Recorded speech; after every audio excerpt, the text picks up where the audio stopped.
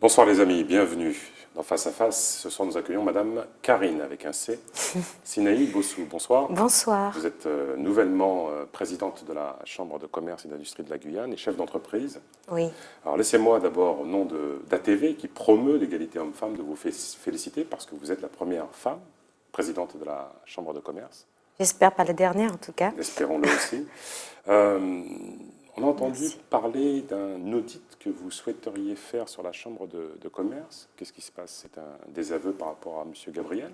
Non, pas du tout. Simplement, quand je suis arrivée à la Chambre avec l'équipe de M. Richard Gabriel, nous avons trouvé une situation financière difficile, déficitaire. Donc, pour Combien, de quel montant? 1,1 million. Donc, la moindre des choses, c'était de partir sur des bonnes bases. Je suis gestionnaire, c'est ma qualité première. Donc j'aime bien savoir où je vais et dans quelle direction je dois aller, ce qui doit être amélioré ou pas. Donc j'ai souhaité avoir une audit pour savoir le pourquoi du comment et pour ne plus faire des erreurs et s'il y a des secteurs qui sont vraiment déficitaires afin d'améliorer la qualité de service.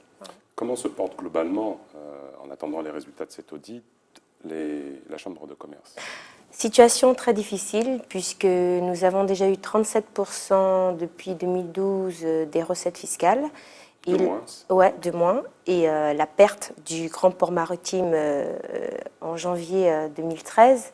Et là, nous devons préparer le départ de l'aéroport le 23 décembre 2022 et doit être voté avant la fin du mois une baisse des recettes fiscales des chambres de commerce à hauteur de 17%. Ce qui nous fait encore une recette pour l'exercice 2018 d'à peu près 500 000 euros. Donc c'est vraiment difficile, nous avons du mal à travailler alors qu'à chaque fois on nous rabote au niveau du budget. Voilà.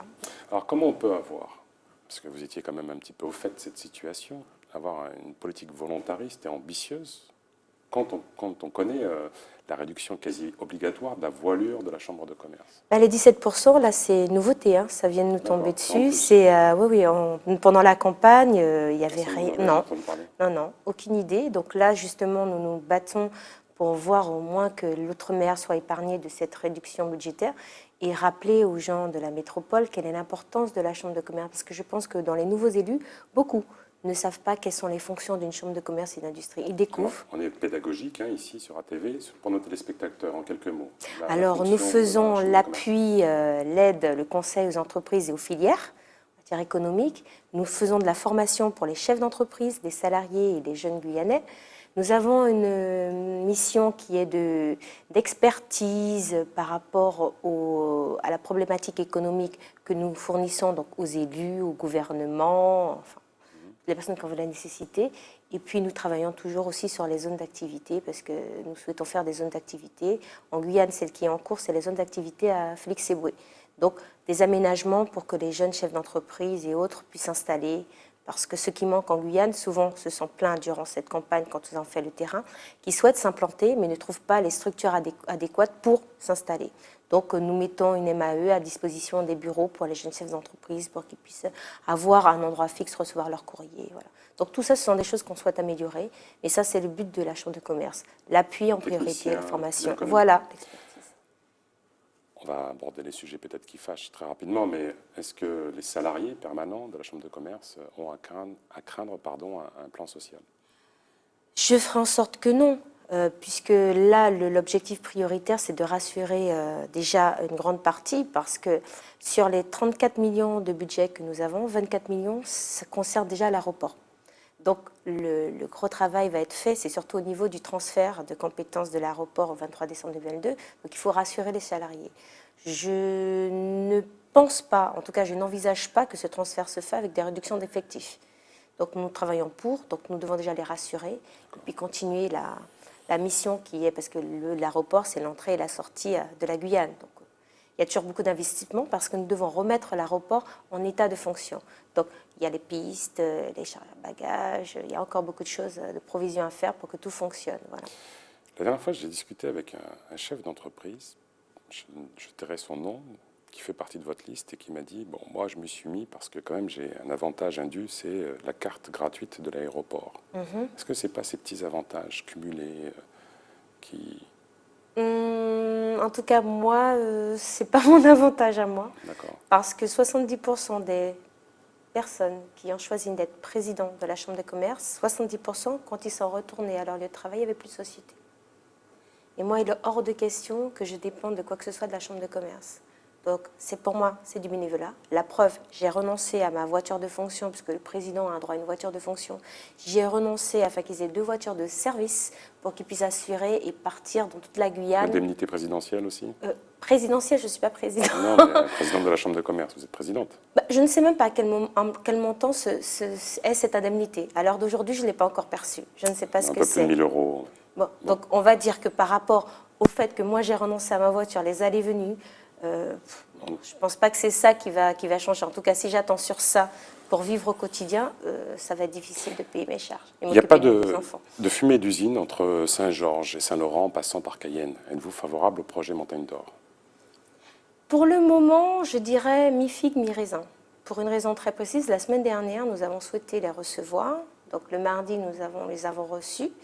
Donc, on va dire ceux qui sont pour. En forme d'audit. Voilà. Et le lendemain, nous avons reçu les contre. Tout le volet économique a été abordé très très rapidement. Et nous étions vraiment demandeurs, puisque la Chambre de commerce, c'est un pôle socio-économique, ce sont des patrons. Donc on veut savoir concrètement combien de camions-citernes il faut, est-ce qu'il faut vraiment aménager des zones agricoles dans la zone. Donc on est demandeurs. Là pareil, il me dit qu'il me faudrait des CAP, des ouvriers.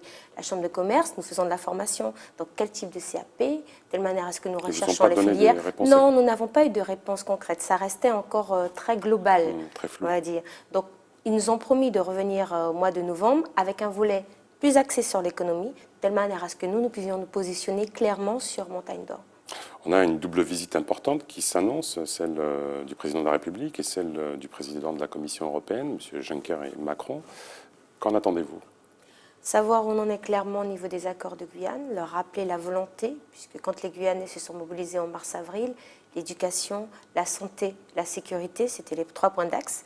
Nous, au niveau de la Chambre, nous avons fait des demandes particulières justement pour pouvoir relancer cet appui aux entreprises. Il y a une grande communication à faire dessus, puisque beaucoup de chefs d'entreprise ne viennent pas à la Chambre de commerce ou ne viennent pas à la Chambre de métier pour faire leur déclaration de changement d'adresse, de changement de gérance. Et ça, c'est important. Parce Vous les remettre un peu de rigueur? Non seulement de rigueur, mais rappeler aux chefs d'entreprise que nous sommes là pour ça. Donc il me faut des sous pour lancer la communication et nous avons demandé un budget pour ça. Pareil pour le tourisme, nous souhaitons faire une autre société d'aviation arriver en Guyane, mais il nous faut un budget de communication. Donc nous avons aussi, nous, au niveau de la Chambre, des demandes et le but, c'est de savoir voilà, où nous en sommes, comment. Pareil, où on en est avec la LODEOM, puisque la LODEOM se termine, nous souhaitons avoir un autre processus. Est-ce que c'est une LOM++? Est-ce que c'est le pacte fiscal et social? Nous souhaitons avoir des réponses claires au niveau socio-professionnel. Madame Karine Sinaï-Bossou, oui. Le format d'émission est court. Ça aura été la dernière question. Merci beaucoup. ATV fait preuve de pédagogie, essaye de développer le secteur économique avec force et détermination. Les amis, dans toute situation, tenir et se tenir. Tchambé, restez fidèles. À bientôt.